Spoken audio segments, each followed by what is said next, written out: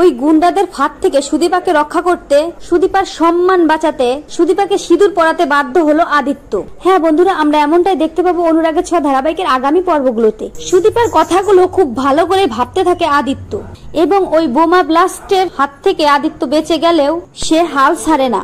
বুঝতে পারে ওই গুন্ডাগুলো থেমে থাকবে না, এবং সুদীপা তাকে চ্যালেঞ্জ করেছে সে নাকি ওই গুন্ডাদের কিচ্ছু করতে পারবে না, কারণ ওই গুন্ডাদের মাথার উপর নাকি আরো বড় কারো হাত আছে।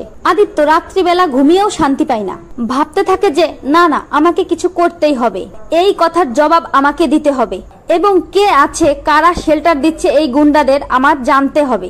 অন্যদিকে দেখা যায় ওই গুন্ডারাও থেমে থাকে না, অন্তত ওই গুন্ডাদের মধ্যে যার নাম সুন্দর সে অত্যন্ত ক্ষেপে যায় আদিত্যের উপর। আদিত্যকে মারতে না পেরে, হিমাদ্রি বাবুকে মারতে না পেরে, তাই এবার জোর করে হলেও সুদীপাকে বিয়ে করার ফাঁদ পাতে, এবং পরদিন যখন সুদীপা কলেজে যেতে যায় তখন সুদীপাকে জোর করে মন্দিরে নিয়ে যায়, যার খবর পৌঁছে যায় আদিত্যের কাছে। আদিত্য থেমে থাকে না, আদিত্য তার ফোর্স নিয়ে বেরিয়ে পড়ে ওই গুন্ডাগুলোর হাত থেকে সুদীপাকে রক্ষা করার জন্য। ফোর্স ওই মন্দিরের চারদিক ঘিরে ফেলে, তবে আদিত্য একলাই ভেতরে ঢোকে।